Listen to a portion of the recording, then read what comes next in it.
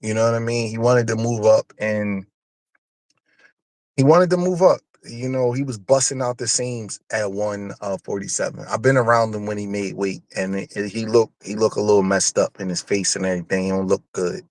You know what I mean? So if you can't make the weight, you can't make the weight. Like, there's nothing you can do about it. You go into a fight and you're fighting a guy who's a little smaller, a little quicker, and you wind up losing, and then you complain about the weight. People not gonna want to hear that. You know what I mean? Mhm. And I, despite what fighters say, a lot of them struggle to make weight, and I knew he struggled to make weight. You know, I known him since the amateurs. He was struggling to make 141 when he was having to hold that in the Olympic trials, and 147. The kid just gets big. You know what I mean? I don't know what his diet is, but I see him inside the gym when he don't have a fight. I see him when he do have a fight, and I don't want to like say how much weight that I think he cuts because it'd probably be inappropriate. Fighters get sensitive over that, but I think he cuts a lot of weight. So I don't know if it was possible for him to keep making the weight, man. You know, he did. I will divulge something he said to me. He said to me one day in the gym, he was sparring. They actually was sparring one of my guys, and he was like, "Brad, it was the right time for me to move up, man." Start getting to me. You know what I mean? And he don't really talk like that. You know what I mean? Like man, him, our conversations is a little bit different. And I was like, damn, man, that was deep. He's like, yeah, it was the right time. So he probably couldn't make the weight, man. Making that weight, bro, like that's the only time I'm like overly nice to a fighter. They like start going crazy. Their body is deprived. They don't have no water in them. Like that's a They tough time. hate doing interviews. Yeah, they mean, they angry, they breath stink because they can't really eat. I mean, they not doing well. Those few days making the fight, making weight, man. So uh if he can't make the weight, he couldn't make the weight. People don't want to hear no excuses. So he can't take the fight and then say, "Ah, man, I couldn't make the weight." But the media is brutal on Boots. They not so brutal on other fighters. You know what I mean? Like, remember Ortiz missed weight a couple of times with Stanionis, couldn't make the weight, got sick. You know what I'm saying? The media didn't kill him the way they would kill Boots if he went in and struggled over weight or whatever the issue is. And when you had enough of the weight, you had enough of the weight. You know, and uh you know, again, I don't really get into the management side. I don't know how real those offers was. I don't know what was said, what wasn't said, but I do know that Boots struggled to make 47, but he wanted to, you know, win the title in the ring and not be called the email champion and all that kind of stuff. So, you know, he stayed around a little bit, but I think 54 should do him good for a couple of years, and you know, we'll see what happens. Now it's time to fight the big fights, you know. You got everything in this division. It's a better division than 47. It's more well-known champions.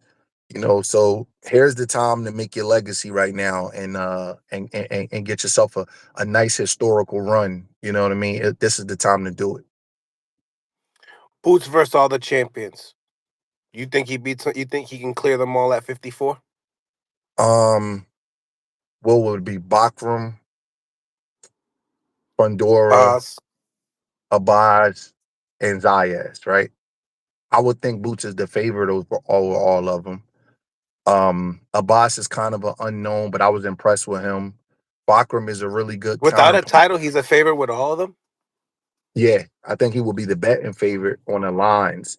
Oh, but yeah. Uh, I think Bakram is the most dangerous fight because he can counterpunch, and Boots is like sometimes he gets a little offensive, and you know, he'll take a shot or two. He's shown a good chin so far, but anybody could go if you get hit right. And um, Bakram showed that he has a big left hook. But I think that Bakhram struggles to make weight. I look at him when he makes weight. I don't think that he could probably hang on this on the other side of six, you know, if the fight goes late in the fight. Fundora is a wild card, you know, with his length and his height, but I think he's a big target for Boots. I think that he's not twitchy enough. He's a little bit slow. Um uh Bakram's kind of slow too. yeah, but he's quick minded with one shot. You feel what I'm saying, bro? He's not fast if we doing flurries, if you running the pads off with flurries, but for one shot, watch that fight with Zoo. That one hook, that one little catch and counter that he does, he's quick. It's a little bit difference between quickness and speed. Quickness is in your mind, speed is in your body. So he's not like fast as if he was running off combinations, but for one shot, he's quick with that shot. You could tell he practiced that shot over and over again. Right. Um, He's um, experienced when it comes to the timing of that. yeah, he has impeccable timing. Like Bernard Hopkins wasn't the fastest guy, but his lead right hand, boom, right on the money, man. And then you got Zayas. He's a little young. He looked good in his championship fight, but I don't think he's I don't think he's on the level to fight Boots. I don't think Top Rank would do that right now. You know what? I don't know what they would do. Because things is different now with no TV deals and all that, so you can't really say. But I would think that Boots will be the favorite over all four champions. But that's fluid because if he fights all four of them, who knows how each fight gonna look? But if everybody was matched up today, I would pick Boots to beat all four champions. And I think Bakhram Elaborate. is the hardest fight.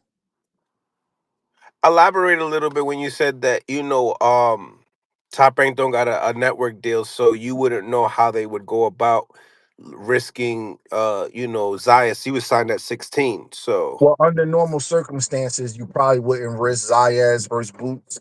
Boots would be a -5, -600 favorite to beat Zayas right now, to be totally honest with you. And you don't put a young kid in a fight like that against a guy that good. Top Rank got the best matchmakers, the best odds, like in the business. Brad Goodman and Bruce Trampler and Carl Moretti, they've been around too long not to know that Boots is a level above Zayas. Let's just be honest. They know that. They can't say it. They're not gonna go out and be like, yeah, this guy gonna beat my guy, but they not stupid. You don't put a 22-year-old kid in there with him under normal circumstances. But I don't know what's going on with the TV. Everything is crazy now. So who knows? Right now, they might get offered a certain amount of money where they have to do it. I don't know. I don't know. I can't speak for them, but I do know that they don't have the ESPN deal no more. So according to your deal, things change. With PBC, it was certain fights wasn't getting made when they was calling the shots. Now fights is getting made. Like, all right, go fight now because the platforms is different. The dates are lower. We don't have the luxury to do certain things anymore. So we will have to see. But I will make Boots the favorite over all of them. And I think that Bakhram will probably be the toughest fight in terms of danger because he's probably the biggest hitter. He got the most one shot power out of the four champions, and he got the good counter punching. And but I think that Boots will beat all of them. Keith Thurman can't get a break. October 25th, we're not going to be having him versus Fundora. What's your reaction to the injury of Fundora? I think it sucks, man. It really sucks for the guys that's on the undercard, man. I just seen Stephen Fulton and he was training and getting ready, man. And we was laughing. I said, man, you're gonna go to the Hall of Fame if you win this fight. And he said, Brad, I'm gonna win. I said, I know you are. And we was laughing and talking. I seen him in Danny Garcia gym last week, man. And I know he's devastated, man. I always say that boxers need some kind of camp expenses insurance, man. You spend all this money in camp and paying these sparring partners and doing all of this stuff, and then fights get canceled, man.